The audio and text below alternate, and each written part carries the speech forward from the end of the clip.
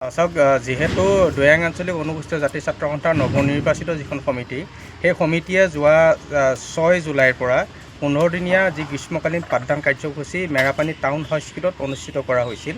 আজিৰ সামৰণি অনুষ্ঠানত আমি আহি উপস্থিত হৈ যিকেইজন শ্ৰদ্ধাৰ শিক্ষকে এই গোটেই 15 দিনীয়া গ্ৰীষ্মকালীন কাৰ্যসূচীভাগ সম্পন্ন কৰাত আমাক যি ধৰণে সহায় সহযোগিতা আগবঢ়ালে তেখেতলোকক এক সম্বৰ্ধনা অনুষ্ঠানৰ জৰিয়তে তেখেতলোকক আমি আজি কিছু মৰম যাচিলোঁ।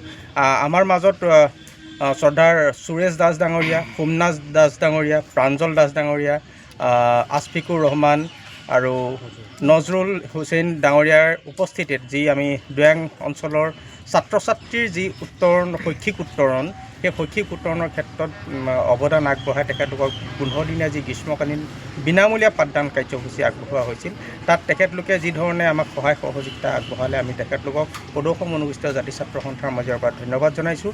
আৰু আগন্তুক সময়ত সদৌ দৈয়াং আঞ্চলিক অনুসূচিত জাতি ছাত্ৰ সন্থাৰ সমূহ বিষয়ববীয়া কৰ্মকৰ্তা তথা আমি সকলোৱে শৈক্ষিক উত্তৰণৰ স্বাৰ্থত পিছপৰা অঞ্চল হিচাপে স্বীকৃতিপ্ৰাপ্ত দৈয়াং অঞ্চলত আমি এক শৈক্ষিক বিপ্লৱৰ ধাৰা অক্ষুণ্ণ ৰাখিবলৈ আমি সক্ষম হ'ম বুলি আমি আশাবাদী।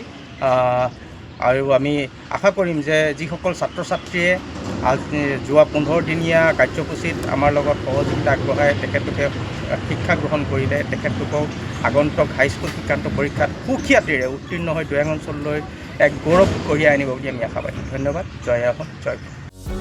যিকোনো খবৰৰ বাবে যোগাযোগ কৰক আমাৰ এই নম্বৰত 9181 307 221।